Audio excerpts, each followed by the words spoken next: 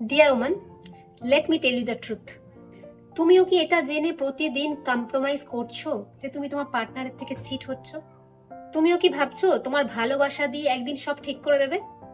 আচ্ছা, সে ভালো না বাসলেও তুমি তো বাসো, তাই না? সরি সুইটার, এটাকে সাইকোলজির ভাষায় ট্রমা বন্ডিং বলা হয়, ভালোবাসা নয়। ইয়েস, তুমি ওই সাইকেলে ফেসে গেছো, খুব বাজেভাবে ফেসে গেছো।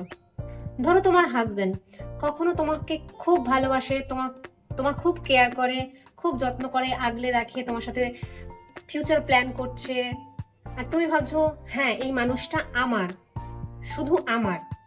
তারপর হঠাৎ করে একদিন জানতে পারো সে অন্য কারোর সঙ্গে সম্পর্কে জড়িয়ে আছে। দেন তুমি ভেঙে পড়ো আর নিজেকেই কোশ্চেন করো তোমার ভুলটা কোথায়।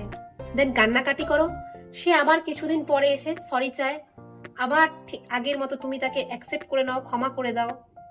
সে প্রমিস করে আর হবে না, আর তুমিও একটা লুপে ভেসে যাও, আর তোমার ব্রেন অলরেডি পেন আর লাভের সাইকেলে অ্যাডিক্টেড হয়ে গেছে।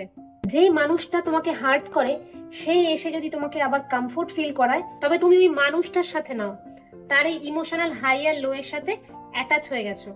বাট তুমি কিন্তু ভেতর থেকে রিয়েলাইজ করছো তুমি ভেতর থেকে আস্তে আস্তে শেষ হয়ে যাচ্ছ, ভেঙে যাচ্ছ, তুমি আর তোমার নেই, তুমি নিজেকে হারিয়ে ফেলছো ধীরে ধীরে।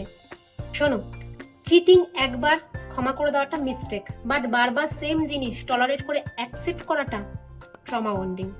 প্লিজ বেরিয়ে এসো, নিজের ভ্যালু বোঝো, নিজেকে ভালোবাসো, নিজেকে খুশি রাখতে শেখো।